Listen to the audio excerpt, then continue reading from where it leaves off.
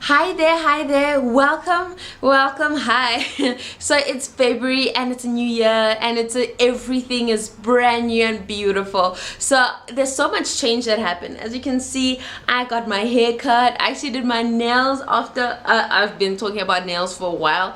And I'm in a different address. I'm in a different suburb completely to where I was. I used to be studying and I'm not. I'm working. Woo!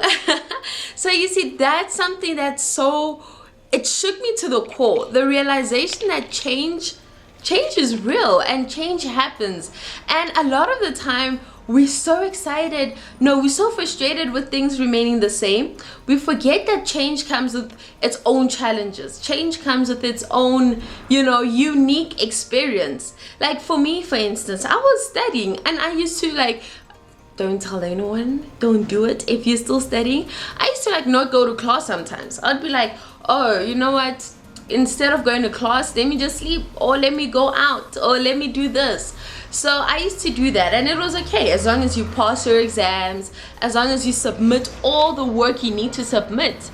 But coming to work, it's a different story. Why is it a different story? Because now you have to deliver every single day, and you're expected to actually work every day. It didn't sink into my mind until this year that I have to work every day.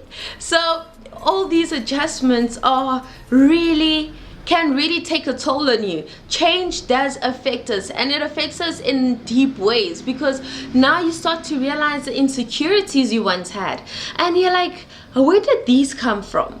That's something that I personally have been going through. There's a lot of things that I have had to no, Lesedi, why are you doing this? How is this okay? How is this you? And then I have to okay, let me check myself. Okay, cool, you know what? I let that go.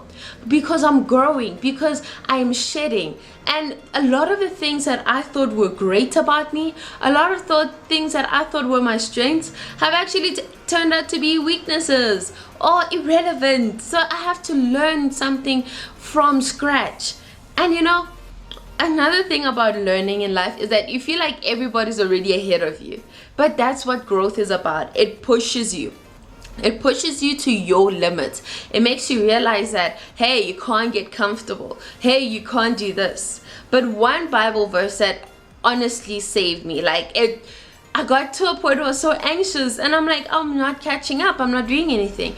And then a friend of mine called me, and she told me about this Bible verse called the one that goes, be anxious for nothing, but in all things in prayer and supplication, make your needs known to God. So God is literally saying, don't be anxious, don't be afraid, don't be fearful, don't be doubtful, don't allow yourself to actually be restricted. And it's funny because the following verse goes and says, and the peace of God, which is beyond all understanding, will guard your mind and your heart. And I was like, God, what do you need to guard it from? From fears, from insecurities. So remember that, and my challenge to you is allow yourself to be stretched to beyond your imagination.